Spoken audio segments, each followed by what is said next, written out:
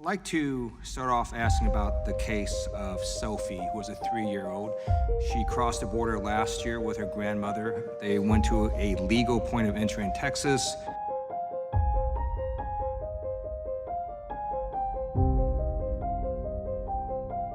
I'd like to start off asking about the case of Sophie, who was a 3-year-old. She crossed the border last year with her grandmother. They went to a legal point of entry in Texas, and this was after the president had purportedly already ended the family separation policy. Her grandmother carried guardianship documents. This is according to a PBS article. Her grandmother also had Sophie's birth certificate and her asylum request. Nevertheless, she was separated. Sophie's mother was here in the U.S. legally. For days, they had no idea where she was. Eventually, they tracked her down in Pennsylvania. I'm gonna show you on a video what happened on day 47. So if we could play the video.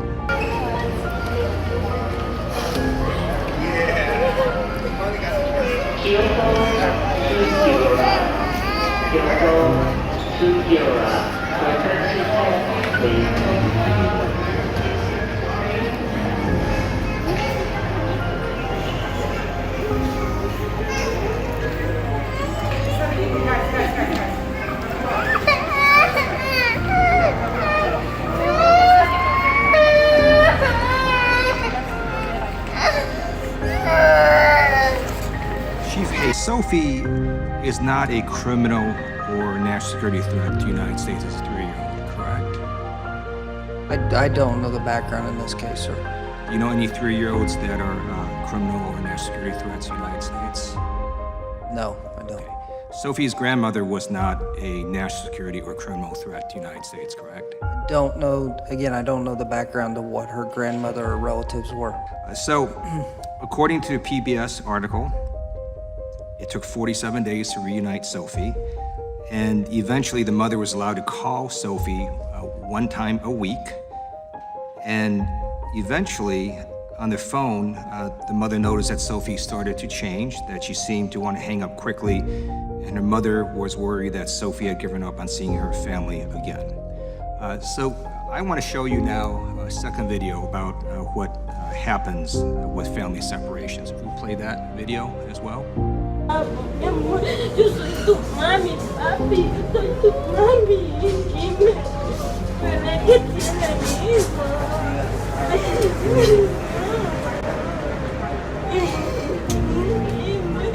papi, yo me vine por ti, mi amor.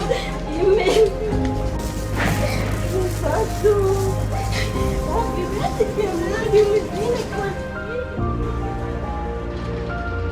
Earlier at the hearing, Congresswoman Lucy McBath talked about the American Academy of Pediatrics statement opposing separation of children and parents at the border. She asked Chief Hastings about it. He was not familiar with it nor the research. So I'm going to ask Commander White about this statement. The AAP says that separating children from their parents contradicts everything we stand for as pediatricians, protecting and promoting children's health.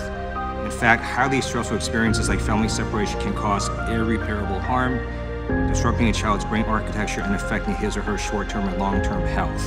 This type of prolonged exposure to serious stress, known as toxic stress, can carry lifelong consequences for children. Are you familiar with that statement? I'm familiar with that statement. I agree with it. It reflects accepted scientific fact.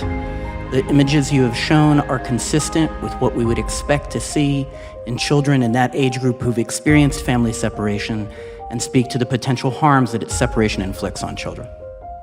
Thank you very much.